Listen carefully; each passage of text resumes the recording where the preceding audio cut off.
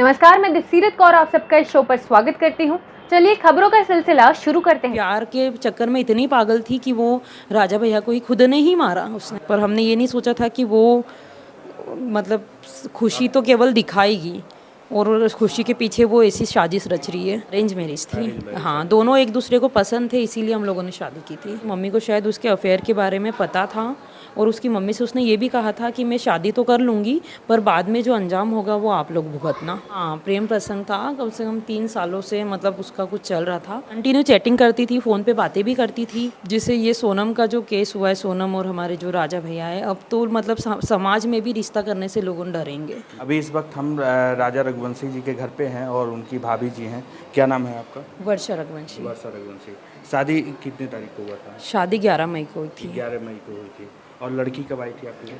हाँ, वो 11 मई को शादी होके 12 तारीख को सुबह आई थी हमारे 12 घर। तारीख को सुबह आई थी। हाँ। हनीमून के लिए लोग कहाँ गए थे? हनीमून के लिए ये लोग मेघालय गए थे 20 तारीख के दिन। 20 तारीख को। और ये घटना कब पता चली कि मतलब कैसे? इनके जब 23 तारीख को फ़ोन बंद हुए उसके बाद हमने ये सोचा कि शायद नेटवर्क इशू के कारण फ़ोन नहीं लग रहा होगा, तो 23 तारीख को तो हमने ज़्यादा कोशिश नहीं की। पर 24 को लगा हमें कि फ़ोन अभी तक बंद है। उसके बाद फिर हम 25 को तो मेरे हस्बैंड जो है विपिन रघुवंशी और सोनम के जो भाई है गोविंद रघुवंशी, वो दोनों भोपाल के लिए निकले। भोपाल से उन्होंने दिल्ली की फ़्लाइट ली, दिल्ली की फ़्लाइट से वो गुवाहाटी गए। राजा कितने भाई थे? ये लोग 3 भाई हैं। 3 भाई थे। राजा सबसे बड़े थे? सबसे छोटे थे वो। सबसे छोटे थे। हाँ। और सबसे छोटे लड़के की शादी? हाँ, सबसे छोटे हमारी लास्ट शादी थी। लव मैरिज शादी थी कि नहीं, अरेंज मैरिज थी। हाँ, दोनों एक दूसरे को पसंद थे, इसीलिए हम लोगों ने शादी की थी। दोनों एक दूसरे को तो पसंद जब थे। एक दूसरे को लोग पसंद थे तब फिर क्यों ऐसा चीज़ है? शादी होने के बाद भी कुछ आपको दिखा ऐसा कुछ? नहीं, देखिए उसकी जो मम्मी है, हमने ये सुना है कि उसकी मम्मी को शायद उसके अफेयर के बारे में पता था और उसकी मम्मी से उसने ये भी कहा था कि मैं शादी तो कर लूँगी पर बाद में जो अंजाम होगा वो आप लोग भुगतना। हाँ, पर उनकी ये इच्छा थी कि समाज में सोनम शादी करे, तो उसने शादी तो कर ली पर उसने बाद में ये चीज़ें। सोनम खुश नहीं थी इस शादी से? हाँ, अब सुनने में आया कि वो खुश नहीं थी, बाकी हमें तो ऐसा नहीं लगा कि वो खुश नहीं थी। शादी तो उसने देखने के लिए खुशी था। हाँ, और अंदर से वो शादी नहीं हाँ, अंदर से उसके मन में कुछ और ही प्लानिंग चल रही थी। सोनम का पहले प्रेम प्रसंग था? हाँ, प्रेम प्रसंग था। कम से कम 3 सालों से मतलब उसका कुछ चल रहा था। तो और शादी के पहले नहीं पता चला था आप लोग को? 3 साल नहीं, हमें पहले नहीं पता था, क्योंकि अब कैसे पता चलता। वो अच्छे से राजा भैया से बात करती थी, शुरू में नहीं की थी, बाकी फिर वो बात करने लगी थी राजा भैया से। तो हम तो यही सोचेंगे ना कि राजा भैया को पसंद करने लगी है, राजा भैया उसको पसंद करते थे, इस वजह से फिर दोनों की शादी हो गई। और अरेंज मैरिज थी। अरेंज मैरिज में तो ऐसा ही होता है ना, देखते हैं। और ख़ासकर स्पेशली समाज में थी, ऐसा नहीं कि किसी और समाज में थी, समाज की थी। और भी हमारे रिलेटिव्स, उसके रिलेटिव्स मतलब एक दूसरे को अच्छे से जानते थे और फिर ऐसे ही उनकी शादी हुई थी। क्या चैटिंग किसी और से करती थी? चैटिंग देखिए वो उसका बिजनेस था तो वो कंटिन्यू चैटिंग करती थी, फ़ोन पे बातें भी करती थी। पर हमें तो यही लगा ना कि शायद बिजनेस है तो किसी कस्टमर से बात कर रही होगी, किसी कस्टमर से चैटिंग कर रही होगी। तो चैटिंग दिन में रात में भी करती थी? हाँ, देखिए रात में तो नहीं देखा, दिन में वो हमारे साथ रहती थी, तो दिन में तो वो मोबाइल चलाती थी। अच्छा। कॉल पे भी बात करती थी? हाँ, कॉल भी आते थे उसके हम तो कैसा बिजनेस था उनका? उनका सनमाइका का बिजनेस है। सनमाइका का हाँ, business था। प्लाईवुड, सनमाइका, ये सारी चीज़ों। क्या ऐसी महिलाएं सिंदूर को कलंक कर रही हैं? बिल्कुल, ऐसी महिलाएं ही पूरे महिला समाज को कलंकित कर रही है, सिंदूर को कलंकित कर रही है। मुस्कान और सोनम जैसी महिलाएं ही मतलब पूरे समाज को पूरा नाम बदनाम कर रही है। ऐसे संदेश लोगों के बीच में गया, क्या लोग सोच रहे हैं कि ये पति पत्नी का रिश्ता और अब ये जैसे ये सोनम का जो केस हुआ है, सोनम और हमारे जो राजा भैया है, अब तो मतलब समाज में भी रिश्ता करने से लोग डरेंगे कि कैसे हम रिश्ता करें, क्योंकि हम लोग उन्हें अच्छे से जानते थे। मतलब दूसरे के थ्रू हमें यही कहा गया कि बहुत अच्छा परिवार है, बहुत अच्छी लड़की है और समाज की है, उसके बावजूद ये चीज़ें देखने को मिली है, तो अब कैसे विश्वास करेंगे। सोनम की बेवफाई में राजा की जान चली गई?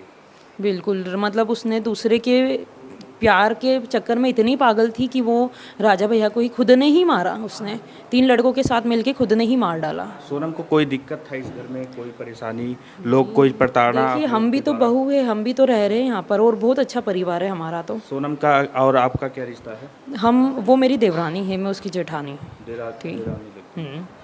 कोई दिक्कत नहीं था इसमें? नहीं, कोई दिक्कत आपकी शादी को कितने साल? मेरी शादी को 8 साल हो चुके हैं।